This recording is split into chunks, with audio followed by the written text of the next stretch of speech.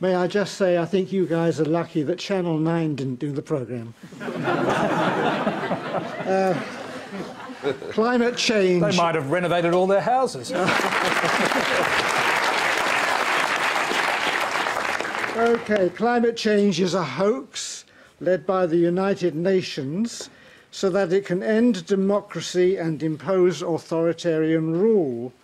Or so says Maurice Newman, who is the Prime Minister's chief business advisor. Now, Newman isn't a scientist. He's a well-known climate change denier. He's renowned for making similarly wacky comments quite frequently. So my question to the panel members is, do you think that people with views like Newman's should be allowed anywhere within a mile of the Prime Minister? Clive Palmer.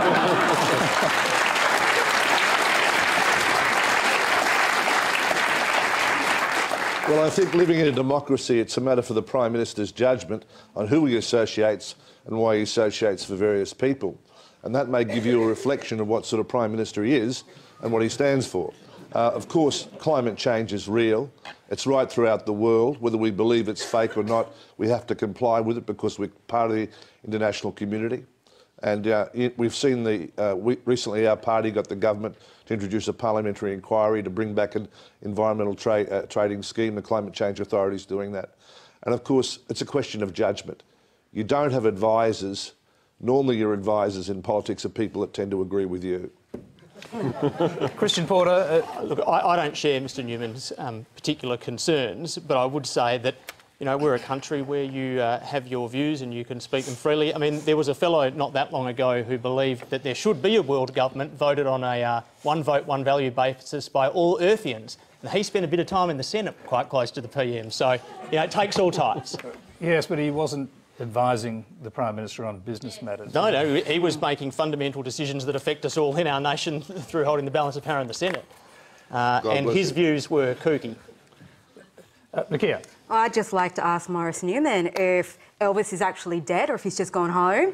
Was the moon landing faked? He's left the building. It's an abuse of power. You have a man up there, he has a responsibility as the business advisor to Tony Abbott. I mean, if there's a business advisor to Tony Abbott making decisions about our economy, no wonder Joe Whacky is, like, looking scared. But it's an abuse. He has a responsibility to purport fact. This is an outright lie. It's a conspiracy theory that's up there with playing Beyonce records backwards, has satanic verses.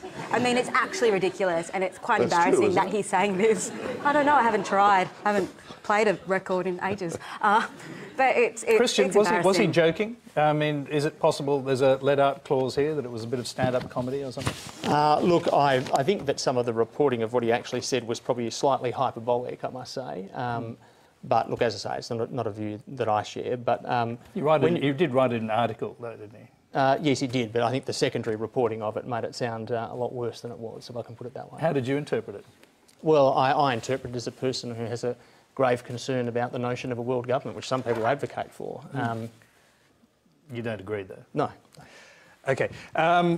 Is very lucky in that he gives great solace to all Tony Abbott's many critics when he makes comments like that, and I certainly don't think it helps the Prime Minister, even if it may be unfairly interpreted. Jason Clare. Well, Tony Abbott talks about absolute crap when he talks about climate change.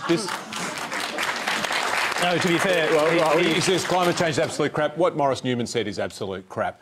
And what frustrates the hell out of me is that we're still having this debate about whether climate change is real or not. It's real. We should be focusing on what we need to do about it.